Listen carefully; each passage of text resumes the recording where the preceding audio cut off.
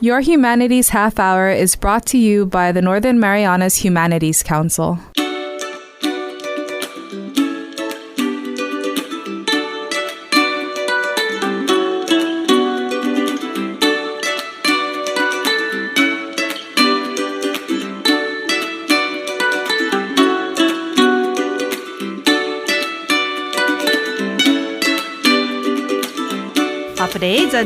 Welcome to Your Humanities Half-hour. I'm Catherine Perry, and our guest today is the first in a series we're going to be having on this year's recipients of the Governor's Humanities Awards, and it's Mr. Eric Reyes from Tinian, who is receiving the award for preservation of traditional cultural practices. Eric, welcome to Your Humanities Half-hour. Hafade's and Tiro.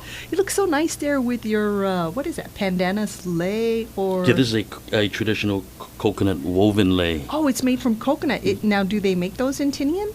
They make this, we're starting to make this in Tinian. We're starting to make this as a unique form of a Chamorro lei, trying to make it a traditional one. Yeah, I've never seen one like that. It's very striking. Thank you. So, how did you feel when you found out that you were receiving this award? Overwhelmed, to say the least. I was shocked and absolutely honored to have been even chosen to receive such a prestigious award.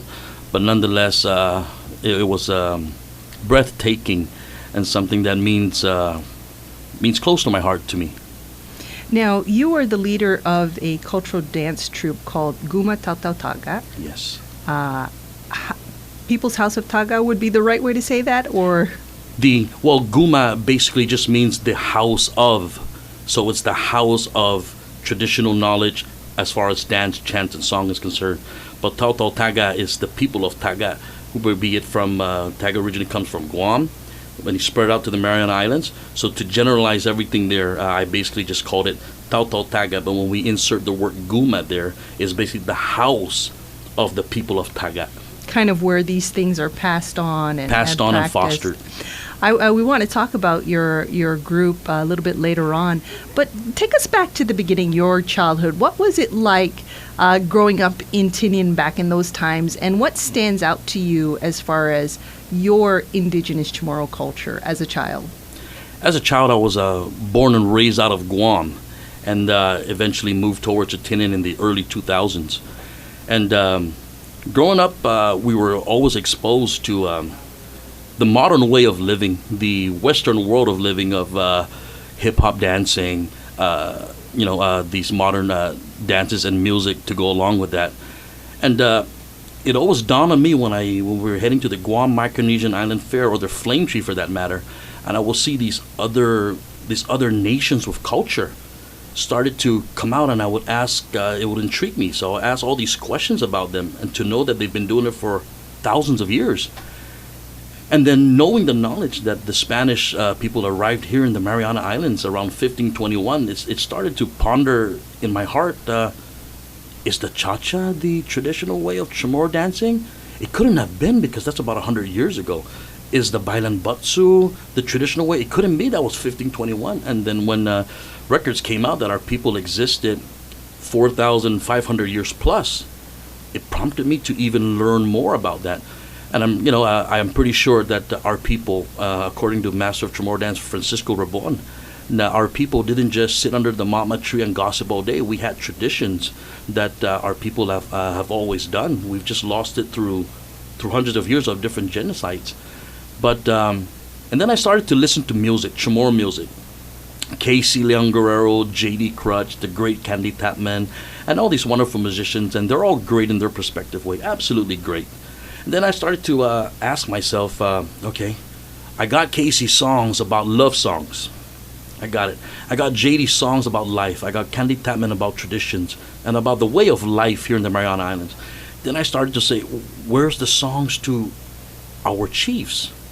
Where's the songs that when we greet people, when they arrive here, where's the songs that talk about the traditions? Where's the songs that talk about our Magalohi, our Magahaga? Where's the chants? These other nations were all doing it.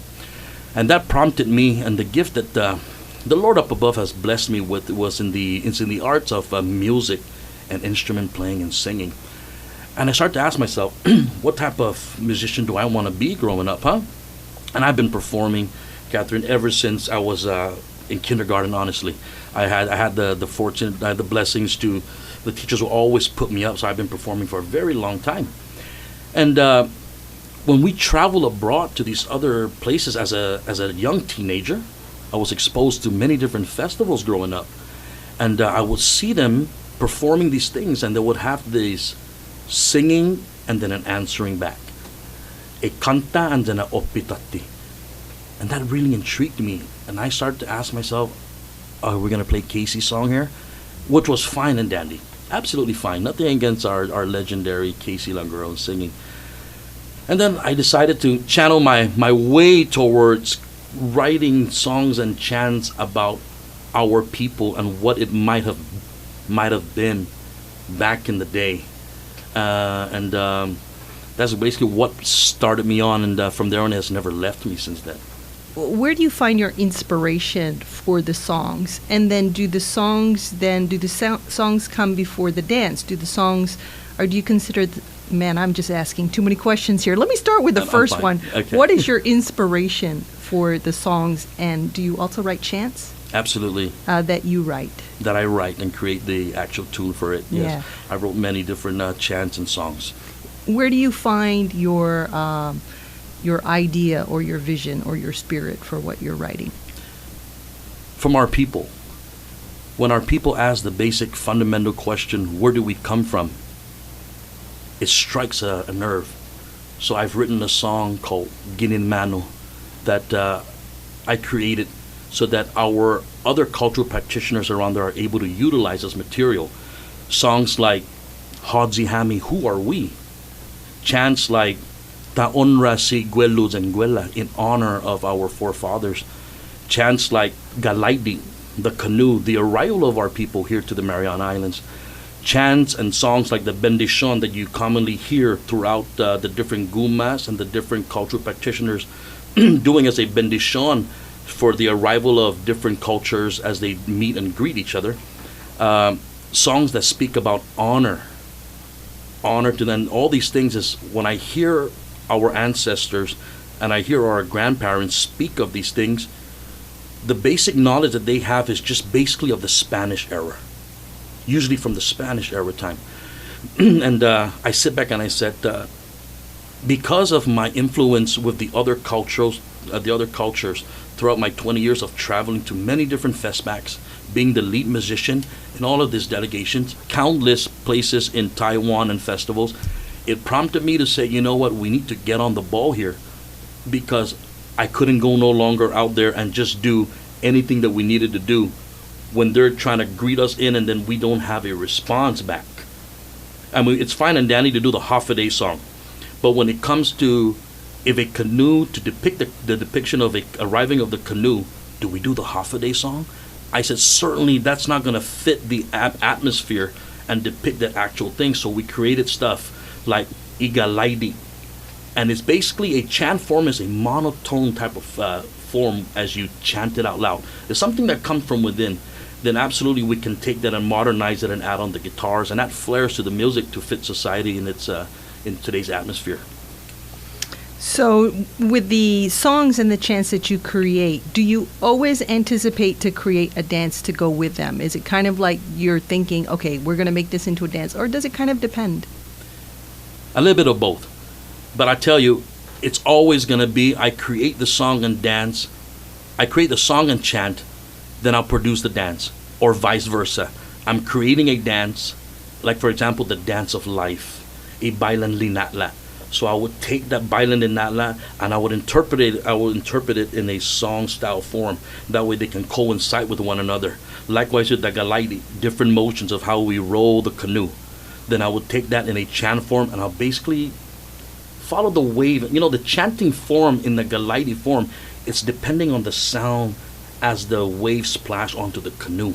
So that's how they'll get their timing. So whether it be a 3/4 pap pap pap, whatever slapping sound the waves would give onto the galaidi is what they would go off of a beat, so to speak, and they'll create a chant. And the minute they're chanting, and the minute it goes off the beat, we're going off course, they'll drive it right back, and then they'll follow so on and so forth. So basically, I would imagine and just basically come with it. And one thing I never do is force creativity. If I feel I'm getting stuck in a verse and I'm getting stuck in a tune, I'm overdoing a tune or a dance, I stop and I just let it go. And then I'll come back to it and then finish off the project. Your dance group, Guam Taotao Taga, tell us about them. Guam Taotao Taga started back in 2004.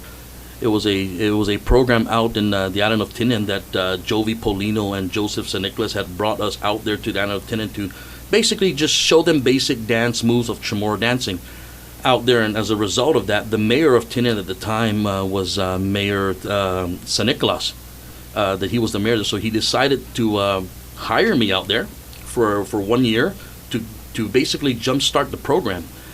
From there on, I've been there in the island of Tinian since 2003, but permanently since 2006. I currently now have a beautiful family out there on Tinian, and in the past 15 years, we have garnered 12 different gold medal championships in the arts of dance, chants, and songs that we have brought back to the island of Tinian. To the island of Marianas, we got about 6 championships up here in Saipan, and 6 championships out there in Guam. How do you feel being a part of this group affects the young people that you have with you? It absolutely has an enormous impact on the community. A lot of them were not exposed to this type of tradition growing up, and in the island of Tinian, it's a perfect area to foster something like this. There's no big shopping malls there. There's no huge distractions there. You basically have a beautiful people stuck in a very beautiful island, and it just happens to hold the largest latte house in all of the Mariana chain. So when I started to look at that, I felt that it was worth it for me to go out there and give it my all, give it my shot. And by God's blessing, it has been 15 years in the process. And these kids come together. They know how to weave. They know how to weave a traditional grass skirt, a traditional top, a traditional headpiece. They know how to, a lot of them preserve the language since we're slowly losing it. Through the music and chants that I created and given back to the community, they're able to take that, sing it amongst friends, make it become a norm, make it become cool to chant this day, make it become cool to sing Chamorro songs. And it just spreads on like a wildfire. And then next thing you know, their cousins want to get into it, their friends want to get into it. And by doing that, it just embraces the essence of our Chamorro culture through dance, song, and chant into the future to pass on from generation to the next. Do you have a personally favorite song or chant? And if so, why is it your favorite? Not so much a personal. A lot of things I write and that create, they're basically all my personal. But one thing that probably a lot of people are familiar with is a song Galaidi that I've written and created. The other song is the Hinatsanelati y Bendicion. You will see a lot of cultural practitioners use that as a traditional blessing. And, I'm here to say, Catherine, that my mission is to create as much as I can so that I can provide our people the materials that they need so that they could utilize it. I'm one that always creates to share the limelight, to share with the people, whether you're a Chamorro Culture dance group out in California or in Japan. Believe it or not, we got 3 different schools out in Japan. I don't believe that. That's the first I've heard of that. The GVB has been running this program with Taotao Taga, so they travel there every other month, and now they have a recognized 3 different Guma Chamorro Culture, and it's beautiful. You got full-fledged Japanese doing Chamorro songs, Chamorro dances. Wow, that's amazing. And you do collaborate a lot as different Gumas throughout the Marianas. Always. We have something called the Tribal Council that consists of 13 certified Fafanagui traditional arts teachers in the arts of Chamorro dance and songs and chants. And we constantly in communication so that we maintain a certain criteria. We maintain a certain way to do stuff so that we don't break away from what makes us distinctive compared to other cultures. Bottom line is everybody's all related, but we as Fafanaguis, we stay together, we constantly in communication with one another so that again we're on the same page so that we don't look like we don't know what we're doing out there in the world. And all of these things started way back in 1983 when Master Frank Rabone had started off the program, and we are all children of his. And because he gave his life towards this, a lot of us are just, we fell into destiny here. And if you take a look at from in the 80s to now, you would absolutely, without a doubt, see the growth of Chamorro dancing throughout the world compared to what it was in the 80s or 90s. So it was these stepping blocks that we took. It's a hard path to walk, and it's not about recognition. It's about our people get to finally hold something and say, this is ours. Because I'll tell you, in the 80s and 70s, growing up in those eras, we were laughed at. What are you, Bruno Hula, Bruno Tahitian? And we started to get, and at that time we did not know better. But as the years gone by, we started to structure, we started to hone in on what makes us who we are. And now when you look at us, we have a certain style of dance that is unique to our people. And we can no longer be looked at as, that's hula dancing, that's Tahitian dancing, that's Maori dancing. So now they can distinctively identify us as, once they see us in a certain wear, in a certain style form, that's Chamorro dance group right there. And it's been a long, tedious process, but the time has arrived, and it's up to us who carry the torch here to continue on to pass this on down the line. Our guest today is Eric Reyes, and we'll be back with more after this break. Did you know that you can donate up to $5,000 to the Humanities Council through the CNMI Education Tax Credit Program? Donations from individuals and corporations qualify and can be used to offset your local wage and salary tax, BGRT, and earnings tax. Call our office at 235-4785 to see how you can support humanities programs in our community and obtain a tax credit for your donation. Sizuus Maasi, Olomai, and thank you. Welcome back to Your Humanities Half Hour. We're speaking with the 2019 Governor's Humanities Awardee for the Preservation of Traditional Cultural Practices, Eric Reyes. Eric, you were part of the Chief Taga Festival last week in Tinian. Practitioners of various types of cultural skills were there, dancers, entertainment, contemporary and traditional. Really a great gathering, I heard. What do you think it meant to the people who attended? Absolutely.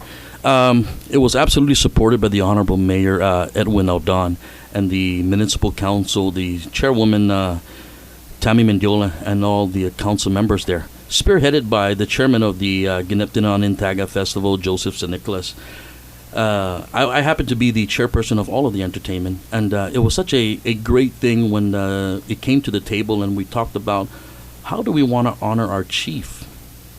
We have all these flame tree festivals. We have the Taste of the Marianas. So we wanted something that basically zoned in literally the highest chief of the Mariana Islands, and that in Chief in Magalahin Taga. So we brought it up to the mayor's attention, and he really liked it. He absolutely was 100% behind it. And to include the Tinian delegation, they were all in support of it. The Tinian delegation appropriated the funds, and we ran with it.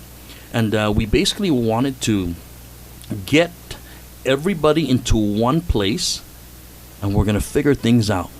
We're going to bring in artists and crafters in their unique individual style, and we're going to have them display, and we're going to have all of the 4 islands represented with their cultural dance gumas, all of their, and that was something unique. To be there at the largest lighthouse island in the beautiful island of Tinian, Chief Taga's house. We were fortunate enough to get Guma Ninain Otsulati by Fafanagui Saina Ray Luhan. We were also fortunate enough to have the Imanyaluta out in the beautiful island of Rhoda, spearheaded by Senora Vanahoko. And we were fortunate enough to have 2 delegations from Saipan. We have the Manantigo, spearheaded by Senora Francis Sablan. And of course, the Guma Semizan Mananyata, spearheaded by the one and only Senor LJ Castro, who soon will be a Fafanagui very shortly. So we brought all these individuals together with these different Gumas and these different artists to bring them home basically we call it home to the island of Tinian to showcase the arts in all of its facets. And it benefited well the children. It just took a life of its own, honestly. It took a life of its own. It's something different than Flame Tree, something different than Pika Festival. Everything basically was in honor of Chief Taga, to proudly sum everything up in honor of him.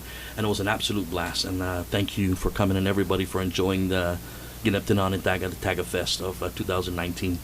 It certainly is a unique event for the Marianas, and so something to look forward to next year. You also have some thoughts about the reunification of the Marianas in Guam. Absolutely. Yes, as we understand that the Marianas as a whole is absolutely, we all know that it's separated by two governments, but the basis of any race is language. And in the Mariana Islands, the indigenous people are the Chamorro people. So even if their governments are separated by two different governments, we always hear our great governor Torres here say, "Un Marianas, un Guinaidza, un Corazon," and something like that to reunify the Chamorro people in all the islands to be as one is something that has always been an ultimate goal of mine. Wouldn't you think that would be a memorable thing to have everybody just as one? Definitely. Absolutely. So that's the beauty of that all. What's ahead for you, either personally or with your group, when it comes to cultural practices? Well, we're going to continue to press on. We're going to continue to create. We're going to continue to standardize Chamorro dancing, even to even fine tune it even more. My goal for next year is to team up with LJ's dance group here and the other dance groups throughout the Mariana Islands in preparation for the Festival of the Pacific Arts all the way out there in Honolulu, Hawaii, in Oahu. Now, we want to create a strong impact, not to mention, I mean, the other groups that went before are absolutely phenomenal. We just want to come together to show just a more unified people here, that we get all of the islands, all three islands, that will be traveling and be in proper representation to represent the CNMI in the Chamorro asset of our culture. That's one of my main goals for next year, is to unify us as the Northern Mariana Islands, and we go there as one big force to create an impact and basically to showcase our arts through song, dance, and chant. You mentioned LJ a couple times, and I didn't realize he's also a former Humanities Awardee. Absolutely. Got to get him on the show, too. Absolutely, we do. Well, before we go, I want to give you the opportunity for any final thoughts. I'd just like to leave everybody with this message. Maila pagod at agoti kanay, unu zanotru, puri minaulik itautauta, puri minaulik lenguahita, puri minaulik kuturata zanitanota, maila zata opan hujung, hodzi hami, sa isay nagihulu, hagia mona igilaidi Chamorro, para todo itautauta gini kitano Islas Marianas. Dan gininennaw, Donkul necesero na precision dan sejus masi para todos hamzo.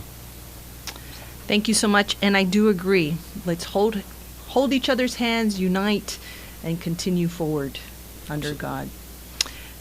Our guest today has been Eric Reyes. As mentioned, he's this year's Governor's Humanities Awardee for the preservation of traditional cultural practices. Eric, I should have asked, where can people see videos or contact you if they're interested in working with your group or learning more about it?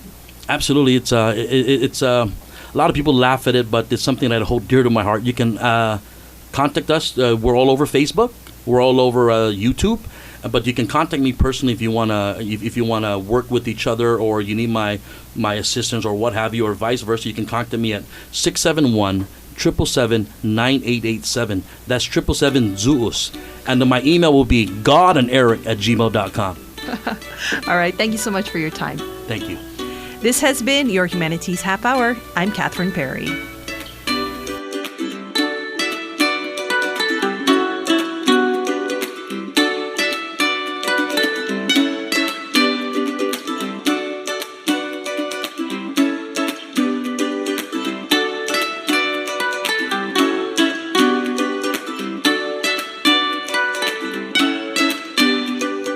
This program was supported by a We the People grant awarded to the Northern Marianas Humanities Council from the National Endowment for the Humanities. Any views, findings, conclusions, or recommendations expressed in this program are those of the participants and do not necessarily represent those of the National Endowment for the Humanities or the Northern Marianas Humanities Council.